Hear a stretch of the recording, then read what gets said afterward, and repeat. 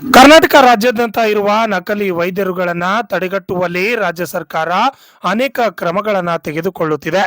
ಆದರೆ ಇತ್ತ ಕಡೆ ಆರ್ಎಂಪಿ ವೈದ್ಯರುಗಳು ಕಲಬುರಗಿಯಲ್ಲಿ ಪ್ರತಿಭಟನೆಯನ್ನ ಮಾಡಿ ಜಿಲ್ಲಾಧಿಕಾರಿಗಳ ವಿರುದ್ಧ ಕಿಡಿಕಾರಿದ್ದಾರೆ.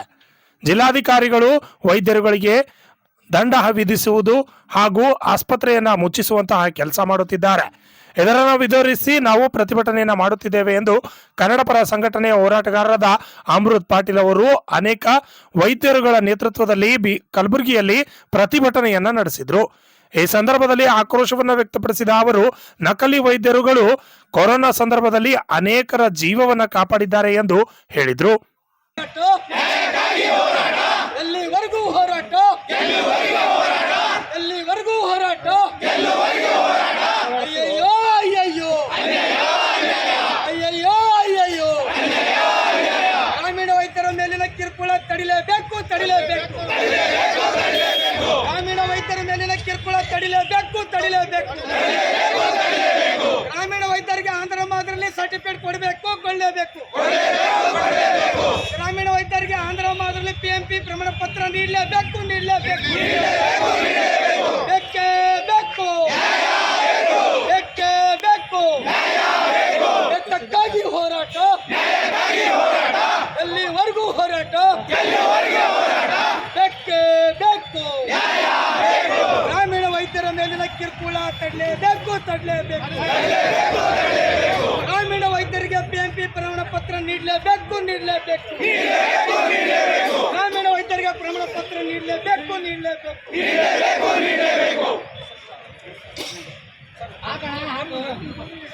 ಈ ಎಲ್ಲ ಗ್ರಾಮೀಣ ವೈದ್ಯ ಮಿತ್ರರಿಗೆ ಮತ್ತು ಮಾಧ್ಯಮ ಮಿತ್ರರಿಗೆ ಅಭಿನಂದನೆಗಳು, ಧನ್ಯವಾದಗಳು. ಇಂದು ಮಾನ್ಯ ಜಿಲ್ಲಾಧಿಕಾರಿಗಳಿಗೆ ನಾವು ಮತ್ತು ಮಾನ್ಯ ಆರೋಗ್ಯ ಸಚಿವರಿಗೆ ಮನವಿ ಕೊಡ್ತಕ್ಕಂಥ ನಮ್ಮ ಬೇಡಿಕೆ ಏನೆಂದರೆ, ತಲಾಂತರವಾಗಿ ಸುಮಾರು 40-50 ವರ್ಷದಿಂದ ಅಜ್ಜ ಮುತ್ತಾಜನ್ನು ಹಿಡ್ಕೊಂಡು ಹಳ್ಳಿಯ ಗಡಿಗಾಡು ಪ್ರದೇಶಗಳಲ್ಲಿ ಮತ್ತು ಹಳ್ಳಿಯ ಭಾಗದಲ್ಲಿ ಹಳ್ಳಿಗಳಲ್ಲಿ ಏನದ ಇವತ್ತು ಅವರ ನಾಗರಿಕರ ಮನೆ ಬಾವಿಲಿ ಹೋಗಿ ಸೇವೆಯನ್ನು ಸಲ್ಲಿಸ್ತಕ್ಕಂಥ ಗ್ರಾಮೀಣ ವೈದ್ಯರಿಗೆ ಏನದ ಇವತ್ತು ನೋಟಿಸ್ ನೀಡೋದು, ದಂಡ ವಿಧಿಸೋದು ಈ ಒಂದು ಪ್ರಕ್ರಿಯೆ ನಡೀತಾ ಇದೆ. ಮಾನ್ಯ ಆರೋಗ್ಯ ಸಚಿವರು ಕೂಡ ನಕಲಿ ವೈದ್ಯರಿಗೆ ಕಡಿವಾಣ ಹಾಕ್ರಿ ಅಂತ ಹೇಳ್ತಾ ಇದ್ದೀರಿ. ದಯಮಾಡಿ ಗ್ರಾಮ ಪಂಚಾಯತ್ ಹಿಡಿದುಕೊಂಡು ಜಿಲ್ಲಾ ಪಂಚಾಯತ್ ಹಿಡಿದುಕೊಂಡು ಮಹಾನಗರ ಪಾಲಿಕೆ ಹಿಡಿದುಕೊಂಡು MLA MP ಅವರಿಗೂ ಕೂಡ ಅವರು ನಕಲಿ ವೈದ್ಯರ ಮತ ಬೇಕು ನಿಮಗೆ. ಬಟ್ ಈಗ ಯಾಕೆ ನಕಲಿ ವೈದ್ಯರು ಅಂತೀರಿ?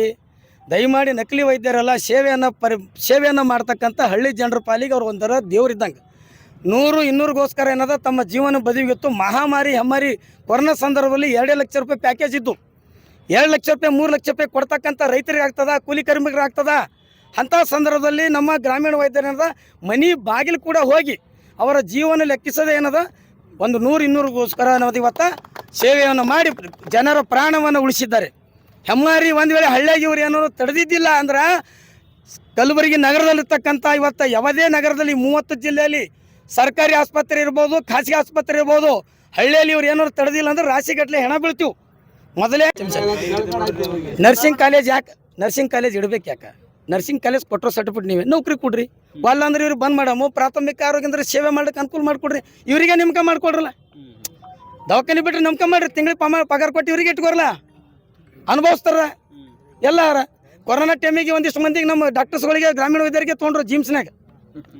ಈಗ ಕೆಲವೊಂದು ಸಂಘಗಳು ಮಾಡ್ಕೊಂಡ್ರು, ಕೆಲವೊಂದು ವೈದ್ಯರ ಸಂಘಗಳೇ ಮಾಡ್ಕೊಂಡು ಅದ್ರೊಳಗೆ ಕೋಲ್ಕತ್ತಾ ಡಾಕ್ಟರ್ಗಳು ಹರ ಅಂತ ಮಾಹಿತಿ. ಎದ್ರೊಳಗ್ರಿ ಅಸ್ ಕಲ್ಕತ್ತಾ ಡಾಕ್ಟರ್ ಸಂಘಟನೆ ನಮ್ದಲ್ಲ ಸರ್. ನಮ್ಮ ಸ್ಥಳೀಯ ಕನ್ನಡಿಗರದು, ಸ್ಥಳೀಯರದು. ನಿಮ್ದು ಸಂಘಟನೆ ಅಲ್ಲ, ಕೆಲವೊಬ್ರು ಅವ್ರಿಗೆ ಬೇಕಾಗಿರೋ ಸಂಘಟನೆಗಳು ಮಾಡ್ಕೊಂಡು ಸರ್ ಅದು ವೈಯಕ್ತಿಕ ಪ್ರಜಾಪ್ರಭುತ್ವದ ನಿಮಗೆ ಬ್ಯಾಡ್ ಅಂತಲ್ಲಕ್ಕೆ ಹಕ್ಕಲ್ಲ. ನಮ್ಗೆಲ್ಲ ಯಾರಿಗೆಲ್ಲ ಯಾರು ಭೀ ಸಂಕಟಗೋಬಹುದು, ಯಾರು ಭೀ ಅದಕ್ಕೆ ನಮ್ಗೆ ಹಾಕಲ್ಲ. ಅದ್ರ ಪ್ರಕಾರ ಜಿಲ್ಲಾಡಳಿತ ಸೂಕ್ತವಾದಂಥ ಕ್ರಮ ತಗೋಬೇಕು. ಅಸಲಿ ಯಾರು ನಕಲಿ ಯಾರು ಇದ್ರ ಯಾರು ಒಳಗರ ಯಾರು ಮಾಡ್ರಿ, ಅದು ಮಾಡ್ರಿ. ದಯಮಾಡಿ ನಮ್ಮ ಗ್ರಾಮೀಣ ಪ್ರದೇಶದಲ್ಲಿ ಏನು ಮಾಡ್ಲಕತ್ತಾರ ನಿಮ್ಮದೇ ಸರ್ಕಾರದ ನೀತಿಯಲ್ಲೇ ನೇಮಕ ಮಾಡ್ಕೊಳ್ರಿ. ಇವರಿಗೆ ಸರ್ವಿಸ್ ಮಾಡ್ಲಿಕ್ಕೆ ಅನುಕೂಲ ಮಾಡಿಕೊಡ್ರಿ. ಒಂದು ಇಲ್ಲ ಅಂದ್ರೆ ಪ್ರಥಮ ಚಿಕಿತ್ಸೆ ಅಂತೇಳಿ ಹೆಂಗೆ ಕೊಟ್ರ ಆಂಧ್ರದಾಗ ಅದೇ ಮಾಡ್ಲಿಕ್ಕೆ ಅನುಕೂಲ ಮಾಡಿಕೊಡ್ರತ್ ನಮ್ಮ ಬೇಡಿಕೆ ಅದ. ನಾವು ಮನವಿ ಮಾಡ್ಕೊಳ್ತೀವಿ ಅಟ್ಟೆ.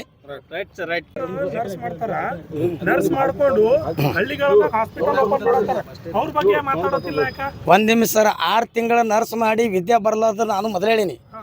ಅವರು ಕಲ್ತ್ಕೊಳ್ಬೇಕು, ಸುಮಾರು 2-3 ವರ್ಷ ಅನುಭವ ಇರಬೇಕು. ಅನುಭವ ಸರ್ಟಿಫಿಕೇಟ್ BHM ಇಲ್ಲಿ DNM ನರ್ಸಿಂಗ್ ಎಲ್ಲ ನರ್ಸಿಂಗ್ದವ್ರನ್ನ ಭಾಳ ಮಂದಿ ಅರ, ಪ್ಯಾರಾಮೆಡಿಕಲ್ದವ್ರು ಅರ, ನಮ್ಮಲ್ಲಿ ವಂಶ ಪಾರಂಪರಿಕರ ನಾನು ಈ ಮೊದಲೇ ಹೇಳ್ತಾ ಇದ್ದೀನಿ, ಜಿಲ್ಲಾಧಿಕಾರಿ ಆಗಲಿ ಆರೋಗ್ಯ ಇಲಾಖೆ ಆಗಲಿ, ಯಾವ ವೈದ್ಯ ತನ್ನ ವಿದ್ಯಾವನ್ನು ಬಿಟ್ಟು ಅತಿಯಾಗಿ ಬುದ್ಧಿಸ್ತನಕಲಿಂದ ಮಾಡ್ತಾನೆ ಅನ್ನೋ ಕಾರಣದ್ರೆ ಅವ್ರ ಮೇಲೆ ಕ್ರಿಮಿನಲ್ ಮಾಡಿರಿ.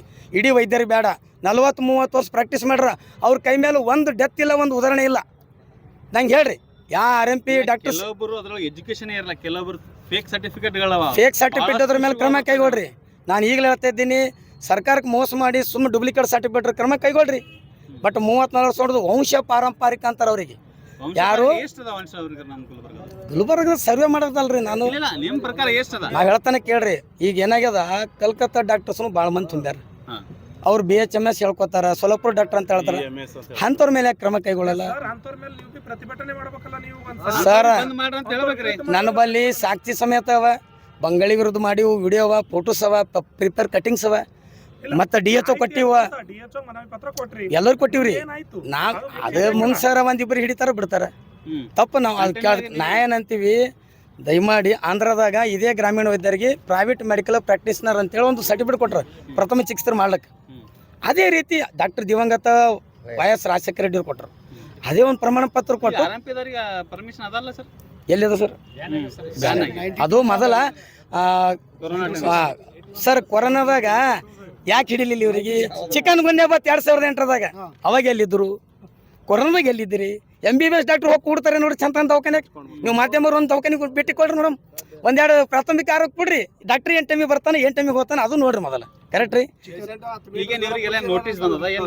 ಕೆಲವೊಂದು ಮಂದಿ ಡಾಕ್ಟರ್ಸ್ ನೋಟಿಸ್ ಕೊಟ್ರ, ಅವರಿಗೆ KPM ನೋಂದಣಿ ಮಾಡ್ಕೊ ಅಂತಾರ. ಬಟ್ KPM ನೋಂದಣಿ ಮಾಡ್ಕೋದು ಆಗಲ್ಲ. ನರ್ಸಿಂಗ್